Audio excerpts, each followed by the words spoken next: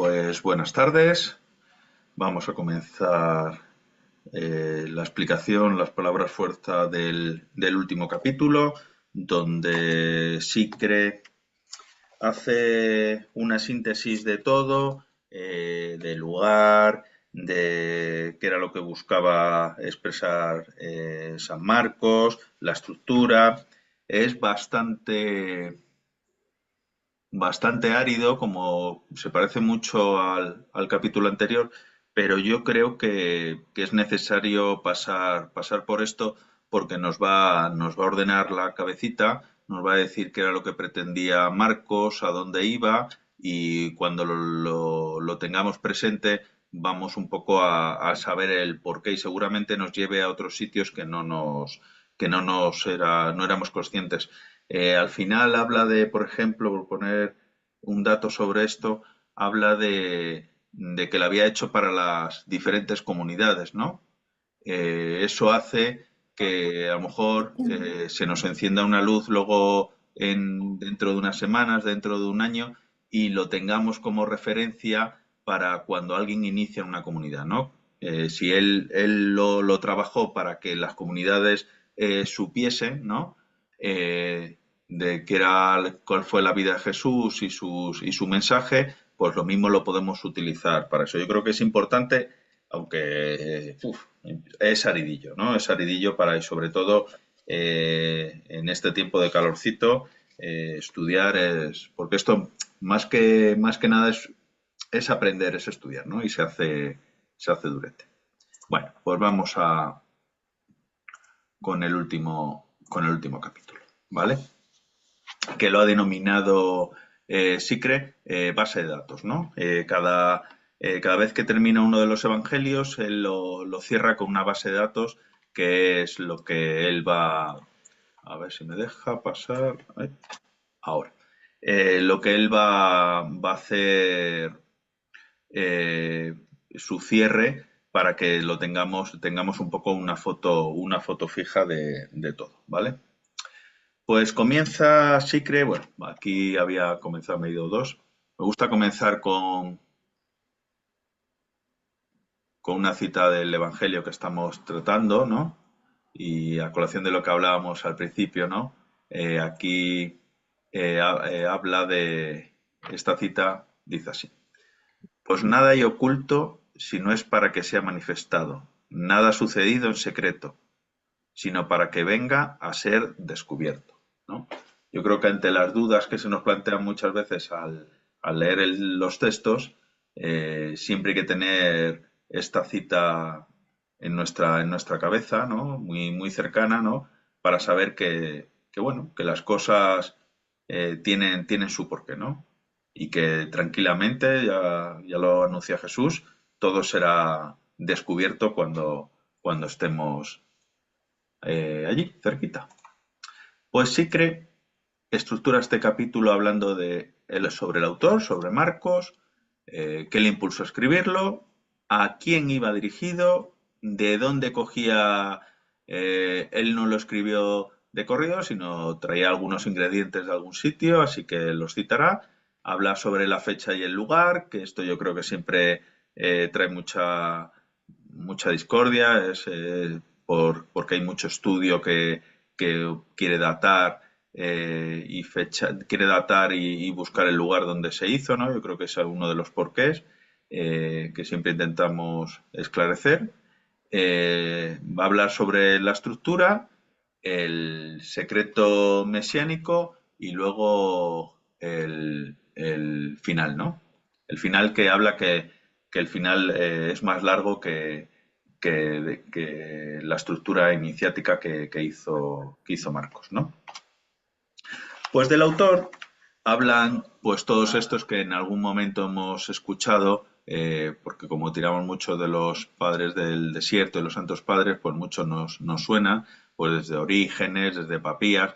Pero bueno, marca un poquito los siglos, sabes que ya desde el siglo II se empiezan a nombrar a Marcos, y sobre todo Clemente el Romano, pues habla sobre, ¿no? Dice, Clemente refiere que el Evangelio de Marcos fue escrito con esta ocasión, estando predicando Pedro públicamente la palabra de Dios en la ciudad de Roma y promulgando el Evangelio bajo la inspiración del Espíritu Santo. Muchos de los que estaban con Marcos le aconsejaron que escribiese lo que el apóstol predicaba, puesto que seguía a Pedro y hacía tiempo que guardaba sus palabras en la memoria. Así Marcos compuso el Evangelio, lo entregó a aquellos que se lo habían pedido. Al enterarse Pedro de esto, no se opuso a su relación ni la fomentó. Pues más o menos todos los padres van sobre esta idea, ¿no? Cada uno trae y cita a Marcos y siempre como discípulo y como acompañante de Pedro, ¿no? Es lo importante que él tenía una fuente muy cercana. Él no conoció a Jesús, pero tenía a Pedro muy cerca, que Pedro era un personaje, bueno, es el personaje clave de los discípulos que tuvo más conexión con Jesús. Bueno, aquí habla de... Esto es... Vale, sí.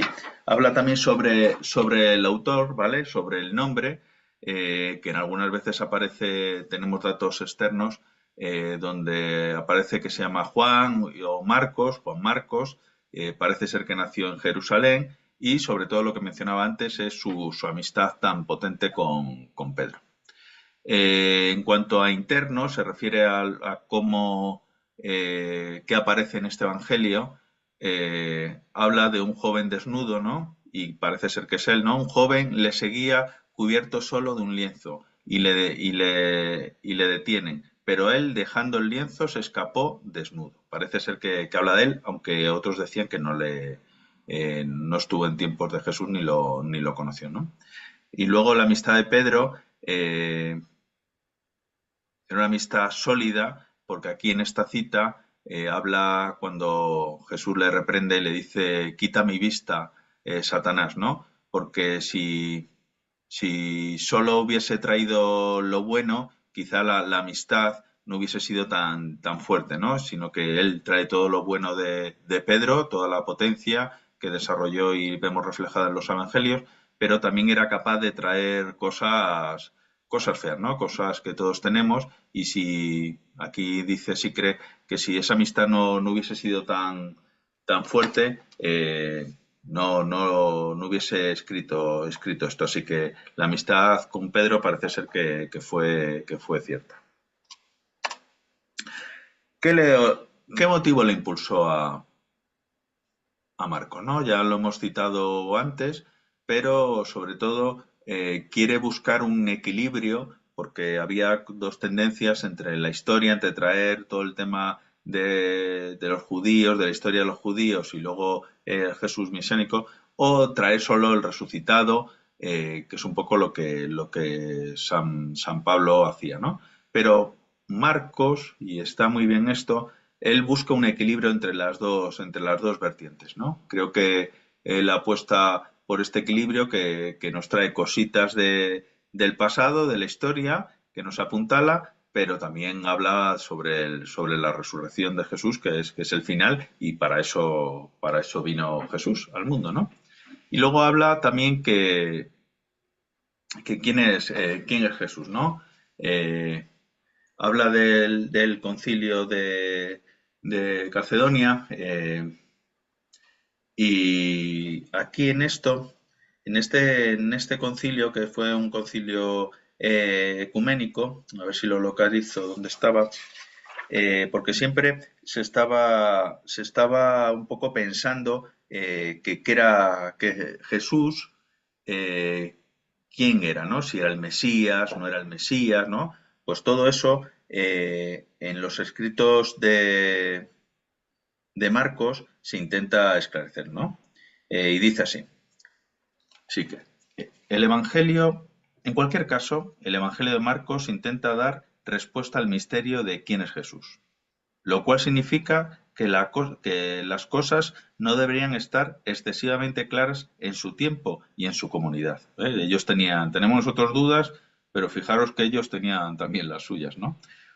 Como nada extrañaba cuando recordamos los debates cristológicos que se extendieron hasta el siglo V, con el concilio de Calcedonia, que fue en el 451, y los distintos enfoques de la persona de Jesús, que seguiremos descubriendo entre los cristianos del día de hoy. O sea, es algo muy recurrente de quién era Jesús, qué hacía, su figura, su historia, ¿no? Yo creo que Marcos lo intentó trabajar, pero es algo que a nosotros nos interpele. Yo creo que es algo que va a estar siempre aquí, ¿no? Que, ¿quién es Jesús? ¿No? Y nosotros tenemos que resolver esa pregunta.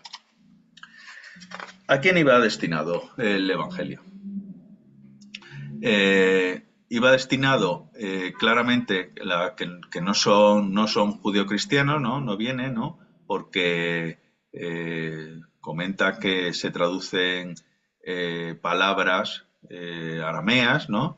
Explica costumbres y las leyes de judías, habla del Nuevo y del Antiguo y del Nuevo Testamento y de los profetas, que si hubiese estado en un entorno judeo-cristiano, ya ellos lo deberían de saber, ¿no?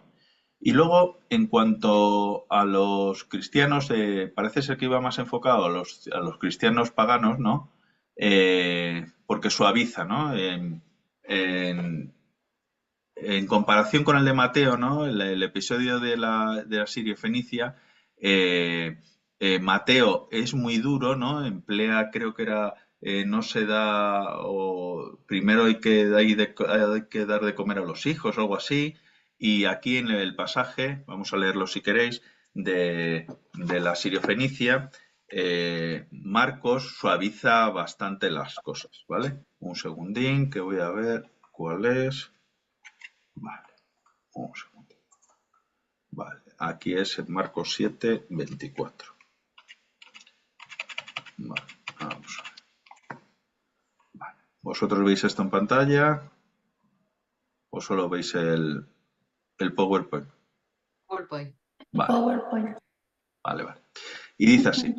Y partiendo de allí se fue a la región de Tiro, y entrando en una casa quería que nadie lo supiese, pero no logró pasar inadvertido, sino que enseguida, habiendo oído hablar de él, una mujer cuya hija estaba poseída por un espíritu inmundo, vino y se postró a sus pies. Esta mujer era griega, sirofenicia del nacimiento, y le rogaba que expulsara de su hija al demonio.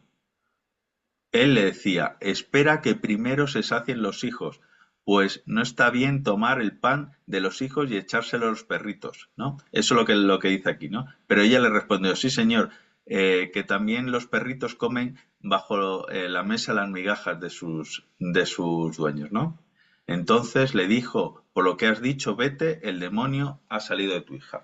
Y aquí en el Evangelio, creo que era que os mencionaba de Mateo, ¿vale? Habla, a ver si encuentro la palabra, que dice, eso es, dice, Mateo introduce aquí este hecho. Es importante discriminar los diferentes evangelios, lo vais a ver ahora, ¿no? Jesús dice que solo ha sido enviado a las ovejas de la casa de Israel, o sea, como diciendo, no vengas a pedirme nada que no te voy a dar nada. O sea, y aquí Marcos lo suaviza bastante, como que tiene bastante apertura. Mateo le cierra claramente las puertas a la pobre mujer. Si hubiese sido por Mateo, no lo hubiese curado a su hija, ¿no? Seguramente, ¿no? Continuamos. Fecha y lugar. Aquí se abre la horquilla entre los 40 y el año 40 y 90, ¿no? Lo comentaba al principio, habla mucho sobre las particularidades de las comunidades, cómo cada comunidad tiene su ADN diferente, y eso hace que el tiempo sea de datar sea algo temprano, ¿no? Porque quizás si hubiese sido más largo, toda esa problemática se hubiese diluido, ¿vale? Habla de la destrucción del templo de Jerusalén, que ya todos sabemos que es en el 70, que eso hay algo que hay que tener claro. Y habla sobre el papiro, el famoso papiro de Qumrán, que hay un pequeño papiro que un jesuita dató, que comentó que era del Evangelio de Marcos y se ha podido constatar por diferentes pruebas que es del año 40.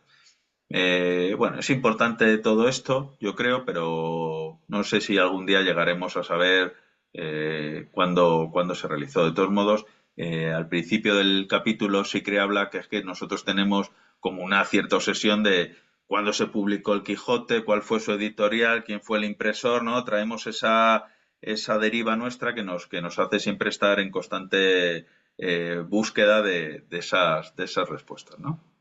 Y los lugares, pues hay dos ramas, como ya lo citaba antes, una es Roma y luego, pues en ciertos lugares del este, ¿no? Sí que hay mucha latinismos, mucha legislación grego-romana, habla de Rufus, ¿no? Aquí es cuando nombra al cuadrante, ¿no? La moneda. Parece ser que se hizo, que posiblemente tenga más presencia, o sea, sea más plausible que se hizo para Roma, ¿no? Que se hizo para los romanos.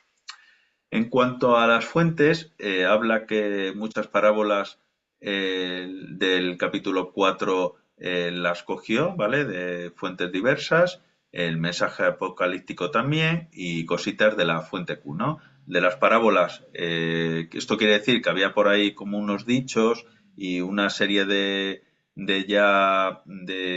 estructuras hechas y él las acomodó a su texto, sobre todo en las parábolas, el mensaje apocalíptico y parte de la fuente Q, ¿vale?